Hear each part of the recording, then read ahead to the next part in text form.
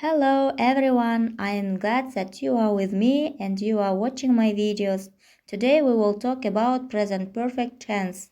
Осы кезге дейін жасалған іс-әрекеттің нәтижесін айту үшін қолданамыз. Ол қазір ғана жасалып аяқталған немесе әлдеқашан өткен уақытта болған іс-әрекетті айтқанда қолданылуы мүмкін. Болымды сөйлемдерде есімдіктен кейін have осы шақ формасында, яғни have немесе has және етістіктің үшінші тұлғасы, яғни past participle қолданылу арқылы жасалынады. I have finished work. She has translated the text. Сұраулы сөйлемдерде have, has алдыңғы орынға өтеді. Have you finished work? Has he translated the text? Ал болымсыз сөйлем жасау үшін not қолданамыз. I have not finished work. He hasn't written a letter. Аяқталған осы шақ қолданылған сөйлемдерде істің аяқталғаны баяндалып, бірақ уақыт көрсетілмеуі мүмкін дедік. Енді мына сөйлемдерге назар аударайық. I have written an article. Мен мақаланы жаздым. He has broken his pencil. Ол қаламын сындырып алды. I have opened the window. Мен терезені аштым деп аударылады. Әлі бітпеген уақыт бөлігін көрсететін пысықтауыш сөздер тіркесіп жасалуы мүмкін. Мысалы, Has he written a text today? Ол мәтінді бүгін жазды ма? Have you read the newspaper today? Бүгін газет оқыдыңыз ба? Немесе He hasn't received any letters this week.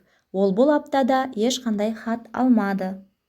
Сондай-ақ мынадай үстеу сөздермен қолданылады. Өйткені осы кездегі іс-әрекеттің нәтижесін айтуға ешқандай кедергі келтірмейді. Мысалы, Have you ever translated a difficult text? Сен әйтеуір бір кезде қиын мәтінді аудардың ба? No, I have not translated any difficult text. Немесе No, I have never translated any difficult text.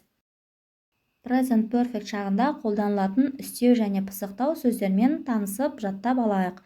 Already, әлде қашан, осыдан бұрын. Just, қазір ғана, жаңа ғана. This month, немесе this year, осы айда, осы жылда. Since, содан бері, бұрын. Yet, әлі, дегенмен, болымсыз сөйлемдерде және yet, up, деген жұрналықтармен сұраулы сөйлемдерде кездеседі. Lately, жақында, соңғы уақытта. Recently, жақын арада. Present perfect образуется при помощи вспомогательного глагола to have в форме настоящего времени, значит have или has, и формой причастия прошедшего времени смыслового глагола past participle, например, I have worked, he has worked, we have worked. В предложении I have broken my pencil, я сломал свой карандаш, говорящий имеет в виду сообщить о конкретном результате действия have broken, а именно, что карандаш сломан. Или же I have opened the window, я открыл окно, говорящий обращает внимание собеседника на результат действия have opened, то есть на то, что окно открыто. В вопросительной форме вспомогательный глагол ставится перед подлежащим. Have you translated the text? Отрицательная форма образуется при помощи частицы not, которая ставится после вспомогательного глагола. I have not finished work. He has not translated the text. Запомните слова-маркеры для употребления в present perfect.